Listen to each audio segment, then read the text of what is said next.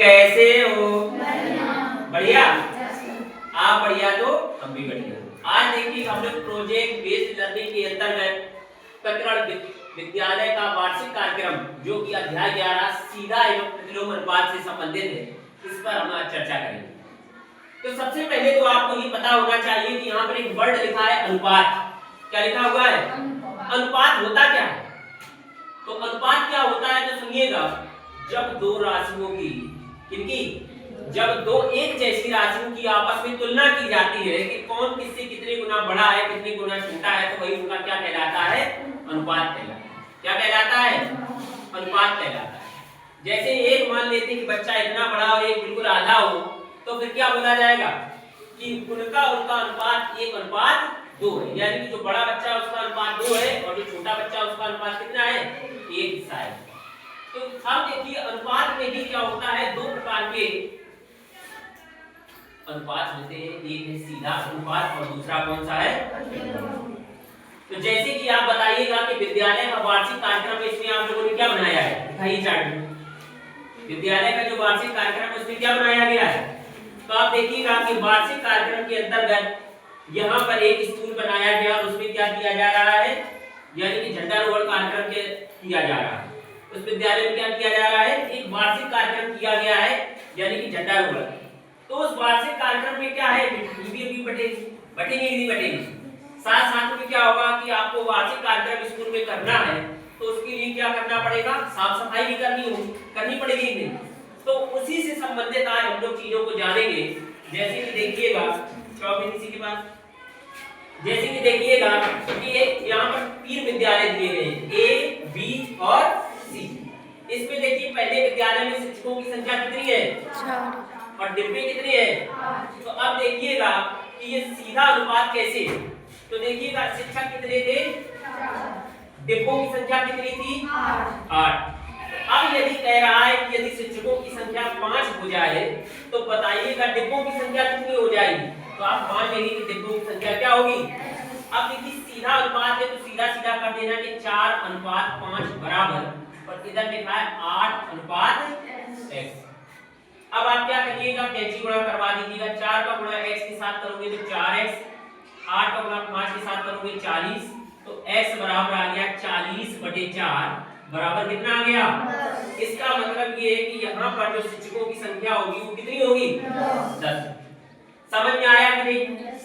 ऐसे ही कोई भी व्यक्ति अब ये बता सकता है कि यदि विद्यालय ए में शिक्षकों की संख्या 4 और डिब्बों की संख्या 8 है, तो विद्यालय सी में यदि 6 शिक्षक है तो डिब्बों की संख्या कितनी होगी? कौन करके दिखाएगा? आइएगा करके दिखाइएगा, इसको दिखाइएगा करके।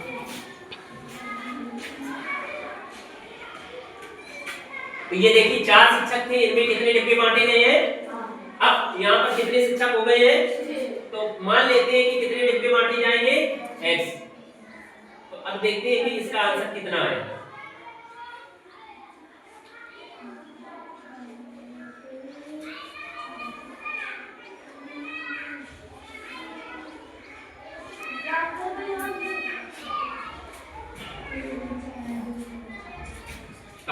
x।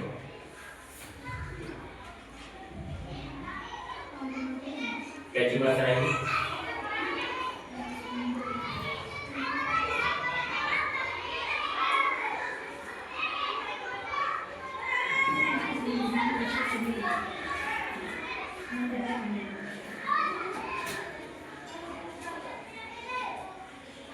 तो कितने यहाँ पर डिब्बे निकल के आए? कितने डिब्बे? तो ये बताइए आप लोग सीधा अनुपात को सीख पाएंगे नहीं। अब किसका नंबर है सीखने का? प्रतिलोम अनुपात। तो पहले ये पता करना होगा कि सीधा अनुपात कहाँ लगता है, प्रतिलोम अनुपात कहाँ लगता है। जब कोई भी चीज को बांटनी होती है, डिस्ट्रीब्यूट करना होता है, तो वहां पर किस अनुपात का प्रयोग किया जाता है? सीधा अनुपात का। किसका प्रयोग किया जाता है?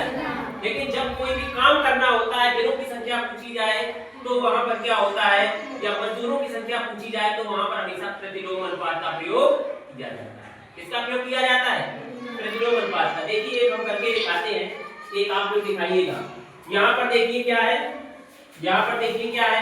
तो सबसे पहले देखिए यहाँ पर हम आपको चेक करा के दिखाते हैं इस जगह पे। सबसे पहले देखिएगा कि सफाई करने वाले व्यक्तियों की संख्या कितनी है इसमें, कितनी थी 6, और वो कितने दिन में काम कर पा रहे हैं 12 दिन में। कितने दिन में काम कर पा रहे हैं। अब देखिए वो कह रहा है कि यदि सफाई करने वालों की संख्या कितनी हो जाए तो वो कितने दिन में करके दिखाएंगे, तो क्या कर लेंगे x।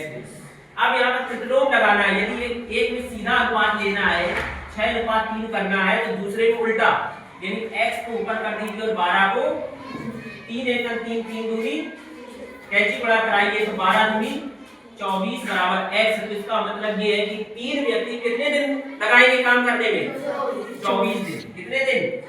अब कौन करके दिखाएगा कि ये 4 अगर मजदूर हो तो वो कितने दिन में करके दिखाएंगे।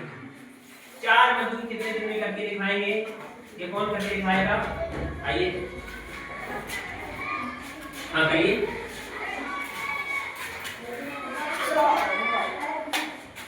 तो 6 मजदूर 12 दिन में कर रहे थे, तो अब आपको बताना है कि 4 मजदूर कितने दिन में करेंगे, तो मान लीजिए ऐसे दिन में करेंगे तो क्या हो जाएगा 6/4 बराबर में क्या हो जाएगा x ऊपर चला जाएगा और 12 नीचे।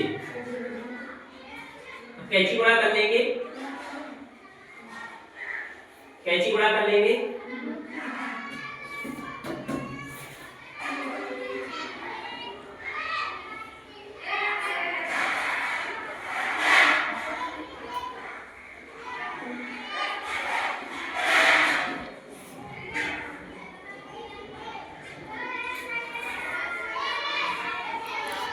कितने दिन में करेंगे, कितने दिन में करेंगे 18 दिन में। ये कौन सा अनुपात आप लोगों ने सीखा, प्रतिलोम अनुपात। कौन सा अनुपात सीखा, प्रतिलोम अनुपात। ये 6 अगर सफाई करने वाले व्यक्ति 12 दिन में काम करते हैं तो फिर 4 जो व्यक्ति है वो कितने दिन में काम करेंगे। तो बच्चों अच्छा बताइए, आपको ये विद्यालय का वार्षिक कार्यक्रम के अंतर्गत सीधा प्रतिलोम अनुपात समझ में आया कि नहीं आया। मजा आया कि नहीं आया।